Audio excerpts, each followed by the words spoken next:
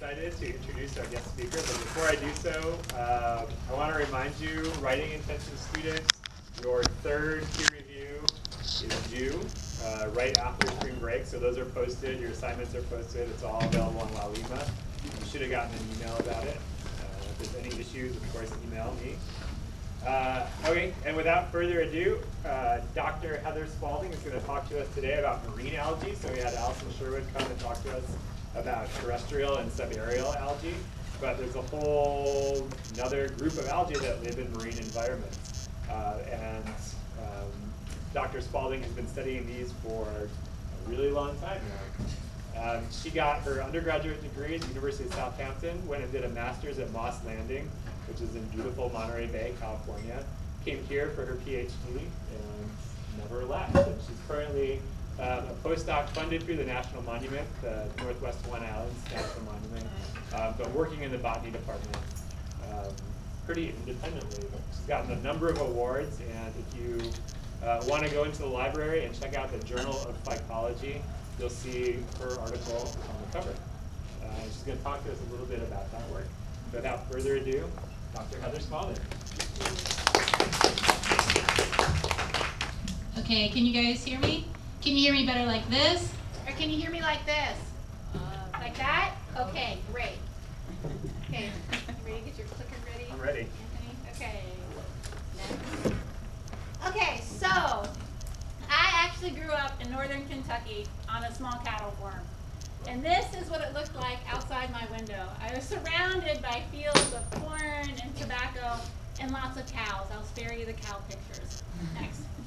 But when I was in kindergarten, when they asked me to draw a picture on my kindergarten folder, this is actually what I drew. This was also the pinnacle of my artistic career, I might add. This is, I think, better than what I could do right now. But I was really interested in marine biology, even though I lived in Kentucky. It took about a 16-hour drive to get to the nearest coast. But once a year, my mom would take me and my sisters, and we would pile into our van and drive the 16 hours and go to the beach. And it was my favorite time of year. It's what I love doing. And for the rest of that year, after we drove back to Kentucky, I spent all the rest of my time in our lakes and ponds under the water. So I was really drawn to this. So, next. What I ended up doing, I got interested in marine biology, so I went ahead and majored in marine biology in college in New York, and enjoyed it, took a class on algae, and I was like, wow, this is so neat. You know, it's like algae is things that grow in water versus that it takes a lot of work to grow stuff on land, but the ocean does it naturally. I was like, oh, I can really identify with this. So I ended up doing, we went to California, like Dr. Min had mentioned. Nope. And I got into scuba diving. And if any of you have ever been to Monterey Bay, it's one of the nearest shore submarine canyon systems in the world. So if you could just walk off the beach, and in some areas, it starts to go down. And you can sort of go down into this black abyss. And I really like to go down and dive to about 100 feet and then kind of sit on the abyss and look down into the darkness. That's where I like to think. So I'd go down there and I'd think. And one time I was down there on this particular cliff looking down into the darkness, and I looked over and I saw this kelp, this weird looking kelp sitting there. And it was, you know, this long stipe and this big blade with this strong midrib, and I was like, huh, I actually don't know what that is. So I, you know, yanked one up and swam back up and brought it into the lab. And this very famous phycologist, her name is Dr. Isabella Abbott, happened to be visiting at that time. And my advisor said, oh, well, so Dr. Abbott, if she doesn't know what it is, no one else in the world does. So I went and showed her, and she said, Heather, I've lived in California for 40 years. I never saw that before in my life. And this is right off the shore in that area. So I kind of got interested in these deeper algal communities next. And the Monterey Bay Aquarium Research Institute was kind enough to let me borrow the ROV. And we did some surveys on deep water algae, and lo and behold, this ended up being the first record of Pleurophycus gardneri, which is a kelp found in Alaska, in California in this area. And it turned out we discovered new deep water kelp forests that no one had ever known about in California before. So I kind of got into this whole deep water algae thing. It was quiet. Most people didn't know much about it. It was kind of like a new ecosystem down there. Next. So I'm working with Dr. Abbott up there in the corner. She was in Hawaii, and working with her on this project. She said, "Oh, Heather, we have some really nice algae in Hawaii." And I was like, "Oh," and she's like, "You should come here and work here." And I was like, "Oh, okay." So I came out, and one of the first things that I saw on one of my dives were these amazing Halimina meadows there. Now, if you take a close look at that next, it's very similar to the corn that I grew up in Kentucky. So I was like, "Oh, I'm home. This is perfect." So I ended up staying here and doing my PhD in the Department of Botany and being able to work with Dr. Abbott and also with Dr. Celia Smith on ecology of algae. Next. I got to see my fair share of stingrays and whatnot at depth, which is very exciting. Next. And I ended up staying here, and as Dr. Min had mentioned, I'm currently a postdoctoral fellow with the Papahanaumokuakea Marine National Monument, and they actually hired me to study deep water algae that occurs up in the northwestern Hawaiian Islands, and I'll talk a little bit more about that later. But I don't just dive deep. It turns out it's important to know how to identify algae, and it's an important skill to have. I work a lot in the intertidal. This is off Eva. Next. And then I even do work in brackish lagoons. So we do have some lagoons here in Hawaii, and then some of them have this really neat native green alga called Cara zelenica that lives in it. So I do research on that too. Next. But more importantly, you had Dr. Sherwood come here and talk to you about algae. I'm going to talk to you a little bit about algae. So I think it's important for you all to understand what is algae. So we're going to have a little back and forth here. So I need everyone to either say yes or no for each of these questions, but I need to hear you, and I'm half deaf, so you just be aware of that. Okay, so number one, what is an alga anyway? Is it pond scum? No. No. You have to, I'm sorry, I'm partly deaf. So the people in the back, can I hear you? Yes or no? No. Okay, no, and then some yes. The answer is yes, it is. That scummy stuff on the top of pond. You don't have to. Oh, do you have a question? No, I was gonna say I have a cold, so I have a hard time shouting. Okay. You are forgiven for this one part, so that's okay. Okay, next question. Is it that slimy green stuff on the inside of your aquarium? Yeah. Yes. Yes. Let's see. Yes, you are correct. Next. Okay, is it seaweed? Yes.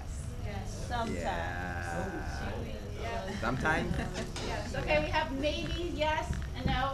No, actually it is. Yeah, it definitely is. The algae is seaweed. Yes. Is it limu? Yes. Yes. Yes. You are. You guys do that one very well. Okay, good. Is it moss? No. No.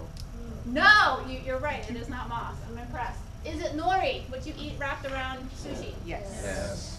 Yes, it is. Okay, is it phytoplankton? Yes. I heard one yes. Sorry. Stop it. Trigger happy. Trigger happy. Yeah, okay, next. Yes, it is phytoplankton, the tiny plants in the ocean. Next. Is it a plant? Yes. Okay, yes, some no. In the back, what do you guys say? No? Yes. Yes? Okay, sorta, kinda, not really, but it really seriously depends upon who you talk to. And this debate, even last week on the algae listserv, was a hot topic. So depending upon who you talk to, it depends. And I'm going to go through and tell you why, just so you know, and I'll let you decide for yourself. Now, you have to understand, evolutionarily, land plants did evolve from green algae. Okay, so where does one start and one end? There's some debate. But, next. What you do have to know is that for marine algae, they do not have technically vascular material like xylem and phloem. So remember the little bundles in celery, your xylem and phloem, there's bundles in that. Algae doesn't have that. Next. And marine algae have no flowers or seeds or pollinators. There is no ocean bee that goes from alga to alga pollinating them. So that's important to know. They're on their own in the ocean. They have to deal with it themselves. Next. Marine algae also have no high level of specialized organ differentiation. So they do not technically, in the true botanical sense, have a trunk or roots or the fruit, the leaves, all of that. They don't technically have that either. Next. But because they've evolved in water, they do have other very developed and specialized structures for living in the water. So we have things that we call the stipe, which is like a stem. They have blades, which are kind of like leaves. They do have ways of transporting photosynthetic product through their plant, through their body. They're very hot sexually. They have very specialized reproductive structures. And they also have this thing that we call a holdfast. It looks like a root, but it's actually purely for attachment. Okay, so it's not actually for absorbing nutrients and whatnot when it looks like this on the rock. It's just for attaching the plant on, which is why you call it a holdfast. It holds it fast in one place. As you can imagine, with a place with a lot of wave motion, that's very important. Next. Algae also, they can range from microscopic to over 100 feet tall, like giant kelp forests. Next. They can occur in a range of habitats, all the way from the driest deserts, coldest tundras, and all types of water, even in the Dead Sea with very high salinities. Next. And just to review, a person who studies algae is called a phycologist. So when I go to my nerdy marine biology conferences and people say, what do you do? I'm like, oh, I'm a phycologist. And that's derived from the Greek word for alga, phycos. Next. And just so you're aware, if you learn nothing from this lecture, the only thing I really want you to walk away from is that alga is singular, algae is plural, and the word algae does not exist. Ever, ever, ever.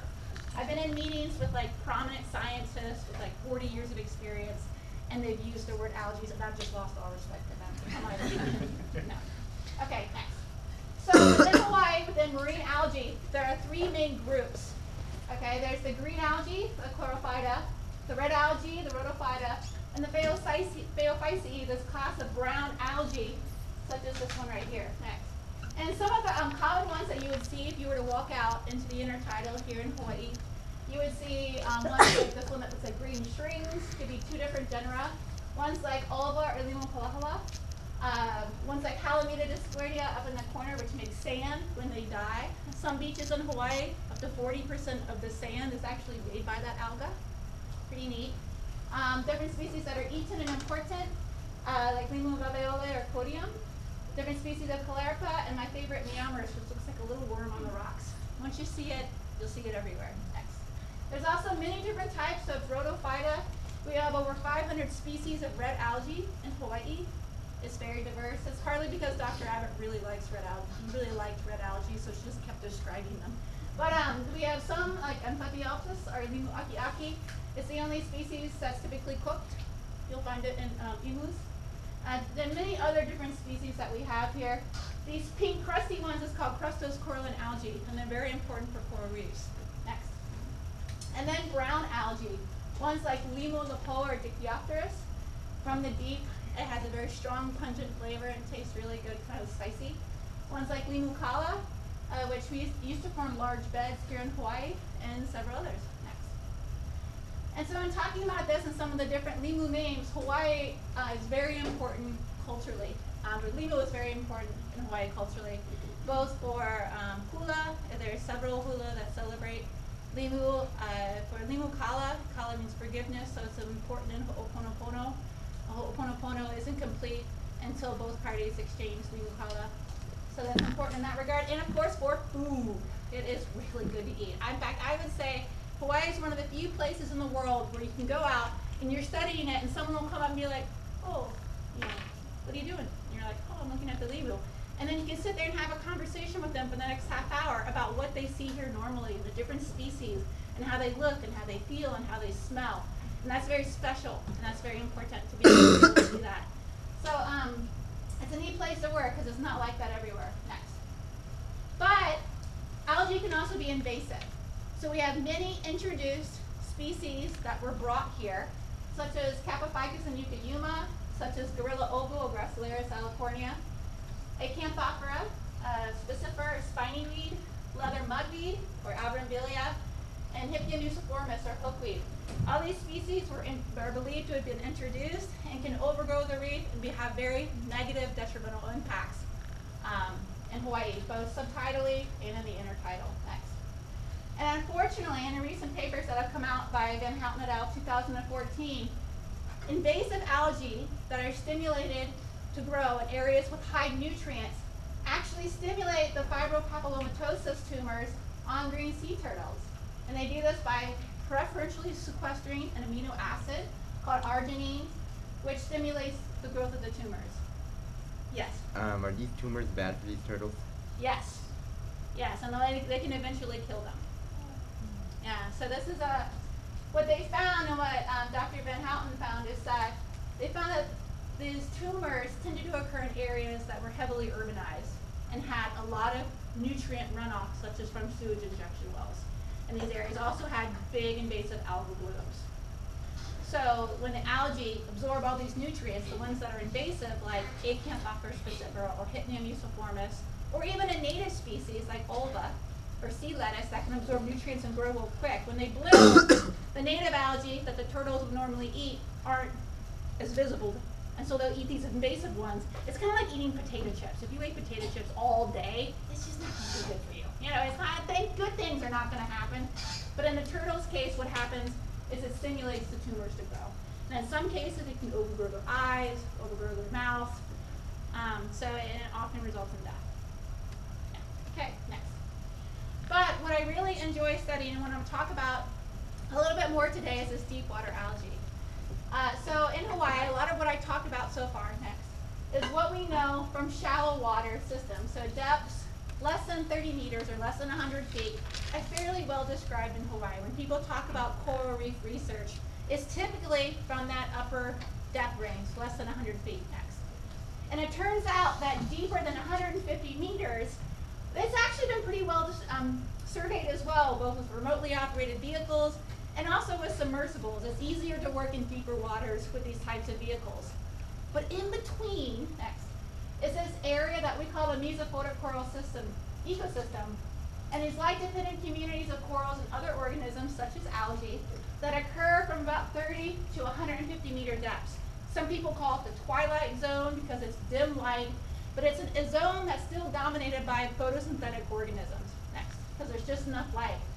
And in a recent Washington Post article, next, Dr. Sylvia Earle even mentioned that the distance between 200 feet and 1,000 feet is perhaps the most neglected part of the ocean.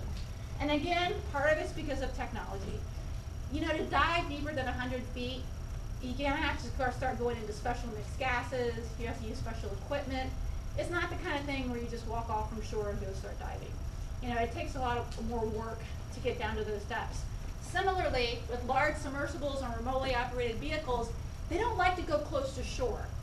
Because if something happens and they get stuck, large boats that usually are needed to get them up can't go too close to shore. So if wind comes up or they have an engine failure, they'll get washed and grounded.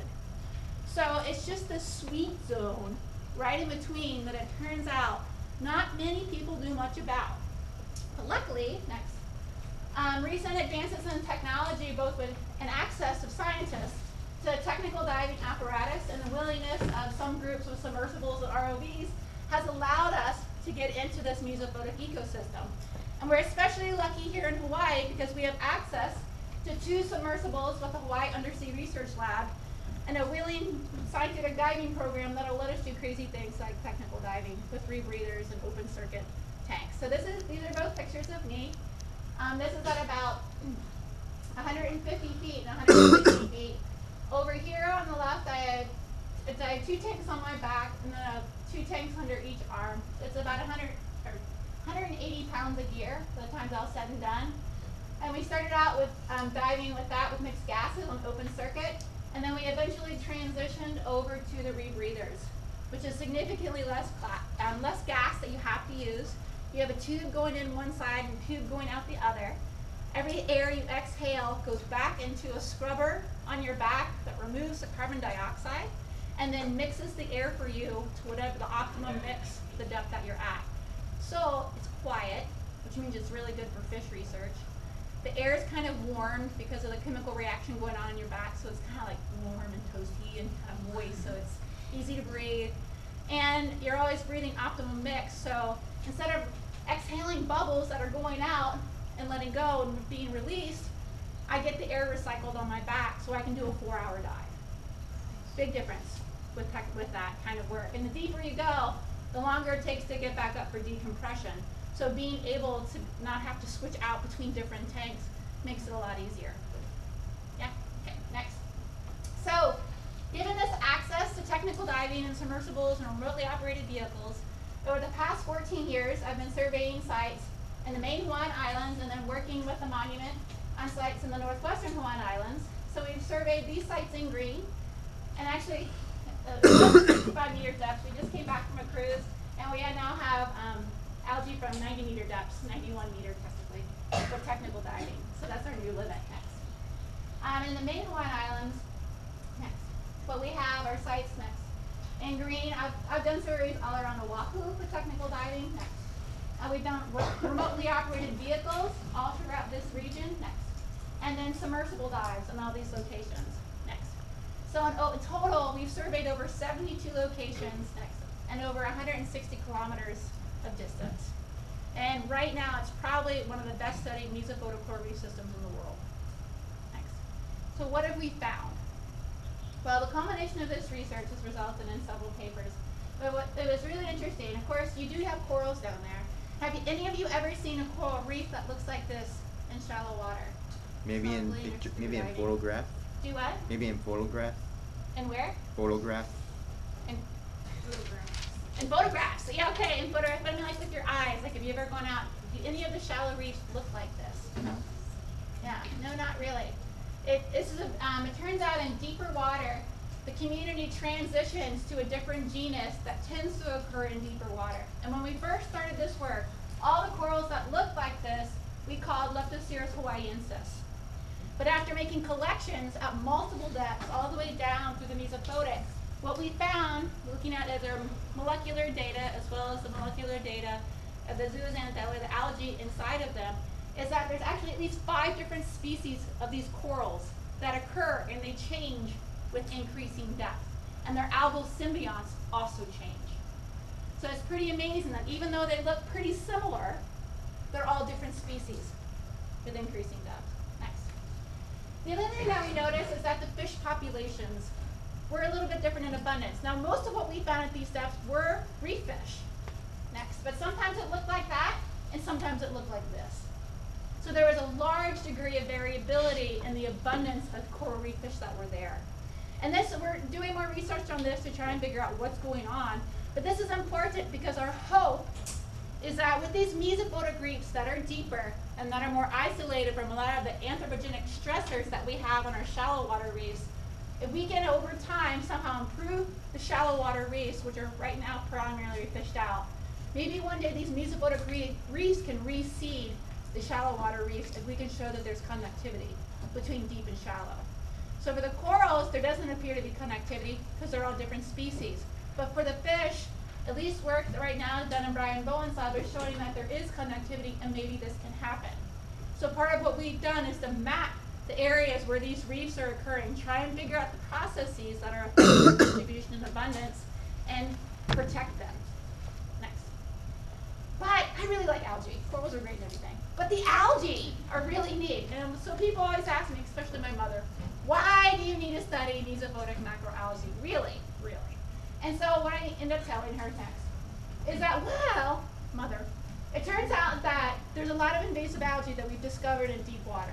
And if we want to understand the origins and dynamics of invasive algae, we can't just study them in shallow water. We have to understand where they are in deep water as well. Next. The other thing is that these algae also form habitat for a lot of different species. So we need to know about that ecologically next.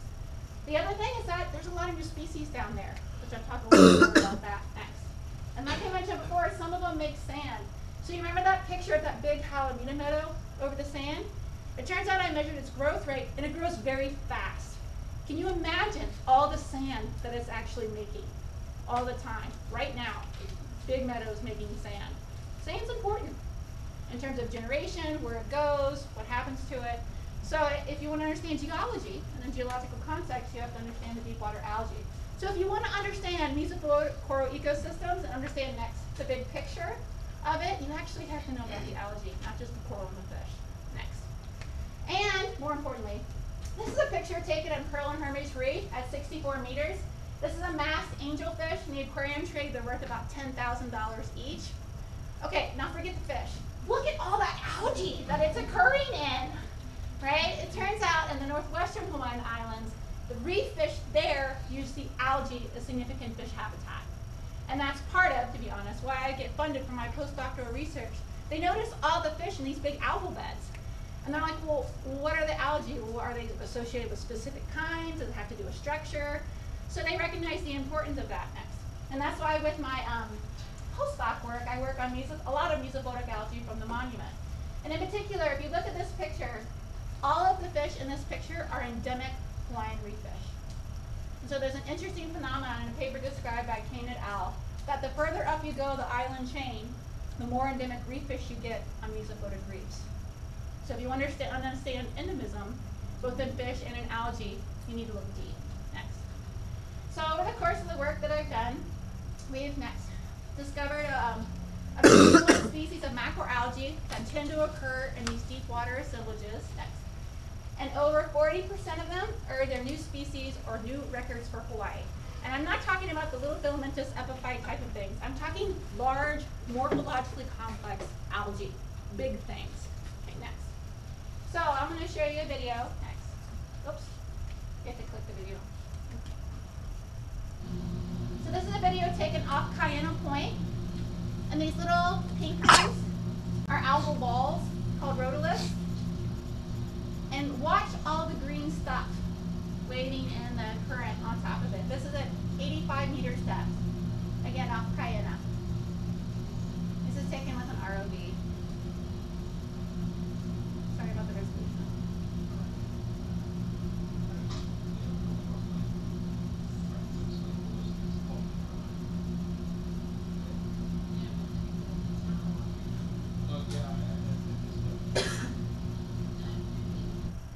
Okay. So is there a lot of green algae in this video? I don't see any. Okay, all of that stuff that looks black, Is green algae. that's all green algae. The whole thing. In fact, there's about 50% cover in some of this video of these green algal blades covering the bottom. Now, when you think of green algal blades, that's usually what we call oliva or sea lettuce, limu palahala here in Hawaii. Next. And on the intertidal, this is what you commonly associate with an area that has a lot of nutrients. It also tends to be seasonal. Some seasons they have more than others. Next. And in some areas, such as in China, they have big problems with big olive blooms that can occur in high nutrient areas. But this group of algae, when you talk about it, people are always talking about shallow or intertidal populations. So when we started seeing video and collecting data on these huge beds in mesophotic water, we were shocked.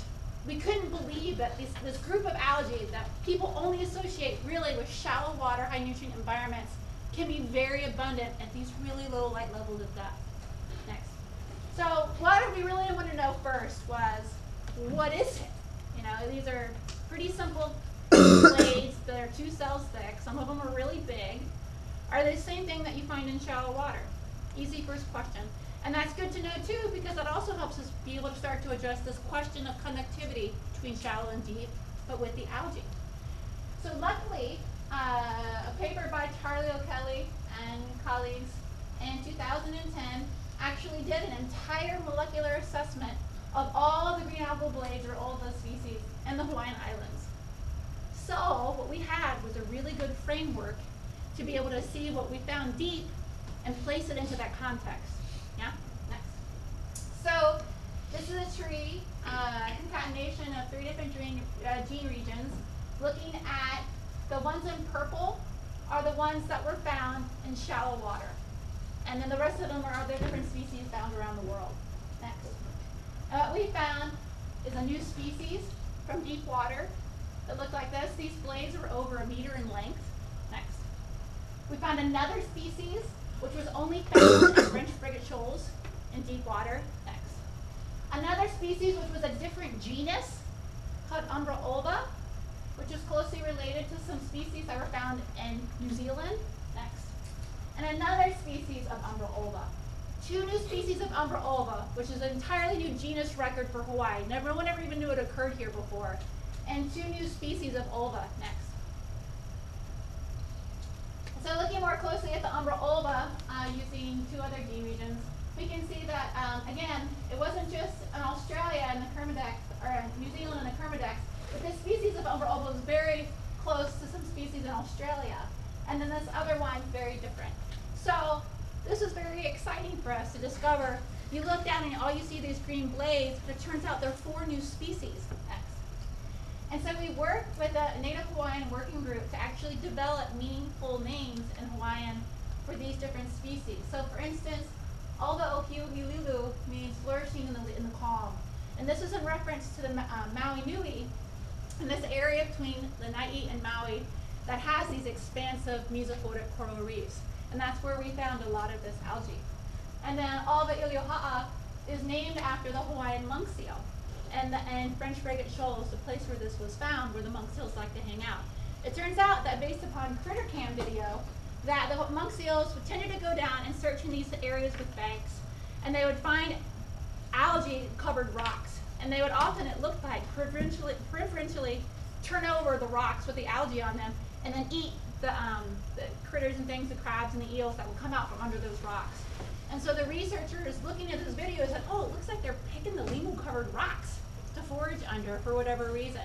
And so based upon this hypothesis and sort of like this interaction between the monk seals and the algae, that sort of inspired this name. So each of these names were given for a specific reason. And so it was really neat to be able to tie the cultural context of the algae and its importance with their new species names. Next. And so what we found, the big message, is that Mesophotic ovales, or these big green blades in Hawaiian waters, are unique and distinct from shallow water. So at least in terms of the algae for these species, they're very different. Yeah, next. And so the next thing that we're working on are the brown blades. So this is a genus called Distromium, and we're currently doing the molecular work on this species as well. Next. So again, I just want to recognize this is my colleagues that I work with through NOAA, and then Allison Sherwood's lab, and the botany department, and the Makuakea Marine National Monument for all my funding. And then also these additional groups that have funded work that I have done. How much time do I have? You have about 15 minutes. Okay, good. Next. So, and the other thing I want to talk about, again, I study deep water algae for the most part, and also intertidal and these other types of algae, but algae in general. But I publish in articles and teach classes sometimes and things like that. But I think it's very important for all of you to realize and understand that it's important to give back. And so part of what I do too is a lot of outreach with grade schools and even preschools here in Hawaii. Next. And so with the invasive algal problems that we have here, doing invasive algal removal is one way that we use to give back and to be able to work with students both to understand, okay, what is limu, what is algae, can help them identify it, what are invasives and what do they look like. They actually go out and remove it, you can do that. And let me tell you, you give a kid a chopstick in the intertidal and it is amazing what happens. But they're really interested. And it's amazing to be able to remove invasives and to watch natives start to come back, and for students to be able to see that and be like, wow, I did this. And I'm like, yeah, you're helping. You're doing it. And it's amazing the diversity that they can start to appreciate. So I have preschoolers right now who can identify the native alga Bornatella, the native species of Dictyosphaeria or bubble alga versus the invasive type. So I challenge all of you to be able, whatever you decide to do and pursue, to find a way to give back in that regard as well. Next. And they've also removed close to 500 pounds of invasive algae from this one particular beach that they've been working at. And every time they weigh it, they do these cleanups, they take it back, they weigh each species that they remove. Next. And again, they sort. So at this particular beach, they had this leather mudweed, this not gorilla ogo, and this was throwbacks. These were natives, so they would throw them back. Next. And what they do is this particular school will actually take their invasive algae, they compost it, and then they contrast the compost of the invasive algae to their own vermicast that they have going and food scraps from their lunch. So they have a standardized, they form hypotheses before they do the growth. Currently, the invasive algae compost is winning the race. They are producing significantly, well, I haven't run their stats for them yet, but it appears to be taller plants growing in the invasive algae compost. But the ability to do research and ask interesting questions, I think, starts from a very early age. So, and there are all different ways to be able to use invasive algae. Next.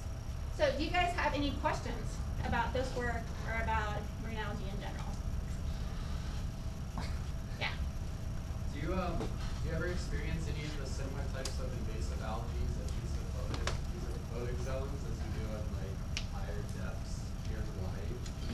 Yeah, it's interesting. The work that I did was the first to find the Abrambilia or leather mudweed at depth. So leather mudweed was first found in 1981 off Pahe Point, and then at about 13 meters depth. And they kind of noticed a few of them here and there. And over the next 20 years, it proceeded to fill in all of Mauna Lua Bay. So, so 3 years ago, they removed 27 acres of it, 3 million tons, out of Mauna Lua Bay. And at that point, when I came here, the thought was that Abrambilia was just intertidal and shallow subtidal. But the surveys that we did found kilometers of it off of West Oahu and South Oahu. So far, it's not in the Maui Nui Island complex where all those coral reefs are. But in my mind, it's probably one of the biggest threats we have right now to mesophotic systems, is that invasive alga. There's a student in the botany department that's doing the molecular work on it. It was originally identified as Abrambilia adelpha, but current work by her as part of her dissertation is now suggests that identification is incorrect, and they're trying to figure out what it is. Which helps us to figure out where did it come from, or is it native and it's highly invasive? Yeah, it's a good question. Other ones we don't find deep. Hypnea muciformis, Achaeopatra piscifera, we've never found deep. So it's different. Each one's different now.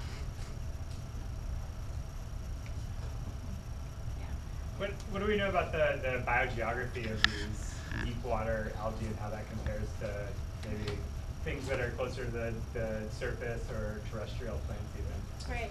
So typically the shallow water floor is considered tropical to subtropical, but the deeper you go, the colder the water gets, right? And there's a thermocline in Hawaii that at about 50 meters sort of fluctuates around 50 meters. And that's right sort of at the edge of this mesophotic zone. So most of what I study is deeper than that. So, and it gets colder and colder with increased depth. So the hypothesis is that you would have more temperate species. The higher up you go to the northwestern Hawaiian Islands, as it gets colder, and the deeper you go. And that's exactly what we found. So many of the deep water species that we've discovered are temperate in origin. So that kind of challenges our thoughts regarding biogeography in the Pacific. You can have a tropical place, but find temperate species in deep water. And along those lines, that's what Dr. Abbott, there was one collection of what's called an acid kelp off of a lobster trap in the northwestern Hawaiian Islands, and it's a species that's typically found in Alaska. Wow. And so they haven't found any more of it. I keep hoping. I'm like, look for this! Find me more of this! Yeah, they haven't found it yet. But if we can find beds of that, it'll be it's a big deal. Yeah, we'll talk about that. So it's changing our views on biogeography and our thoughts of tropical systems and what they are. Yeah. Doesn't the pressure get more as you go deeper in the water too? Yes. So is that something you gotta be careful when you do deep diving, because the pressure is like more and more as you go deeper down? Yeah, well, the challenge are air spaces, right? So, and as long as you can clear your ears, the main thing is clearing the air spaces in your head. So as long as you can clear your ears, then that equalizes the pressure, and then you're fine. It also does squish your wetsuit, so the deeper you go, the colder you get. So that part stinks. But yeah, as long as you can clear and you keep breathing in and out so that your lungs don't explode when you come up, then you're fine. Yeah, yeah, it works out just fine. Never hold your breath. Lungs exploding as you come up, that sounds that's kind never good. Yeah, I know. Yeah, it doesn't end well. But as long as you keep breathing and you can clear your ears, then it works out fine. It doesn't matter. It's actually, for me, harder to dive in 20 feet of water, because the pressure changes actually in 20 feet of water are very rapid. It's easier if I can get past 20 feet. I can do anything. It's actually really hard to dive in 20 feet of water, especially in areas with waves, because every time a wave passes over, the pressure changes. Yeah. Oh. Something like that. Yeah. So constant pressure changes with waves. So I guess you don't go diving whenever there's a lot of rough surf. No, just don't do that. Yeah. just keep breathing. Just always keep breathing.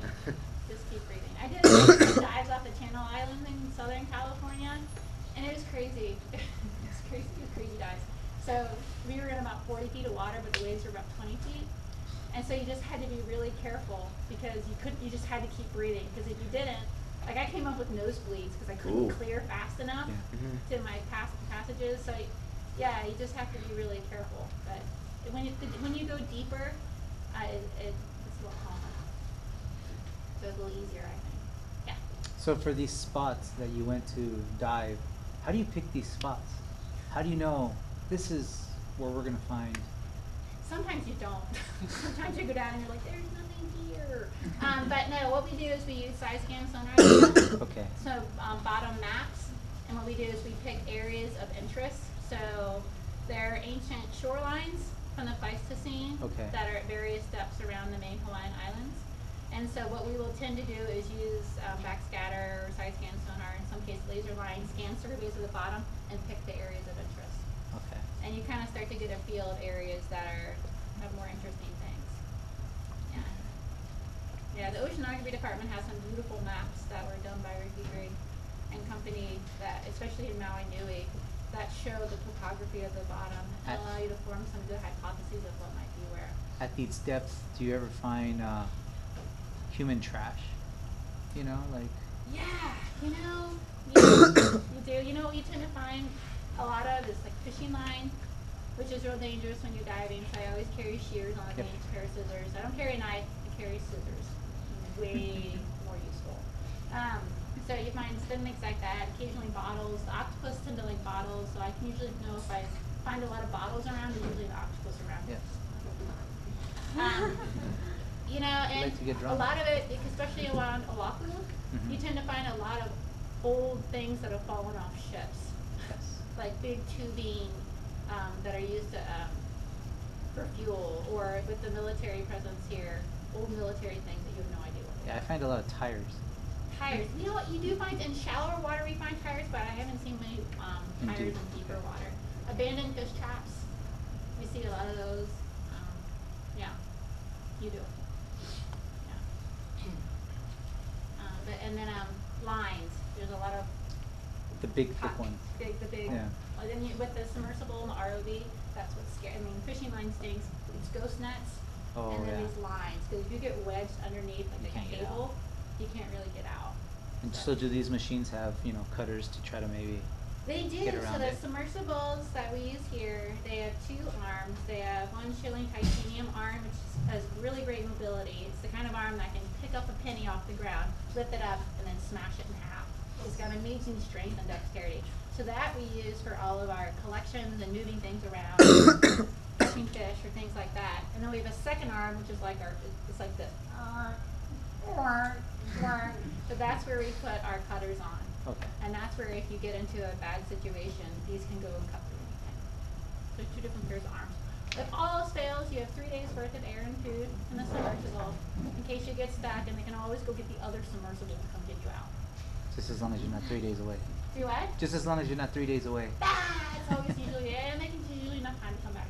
It's never.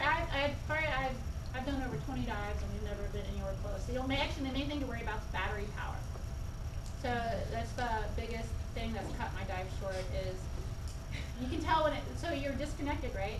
There's no connection to anything, so you don't have a plug-in. So you have to worry about battery power on the set.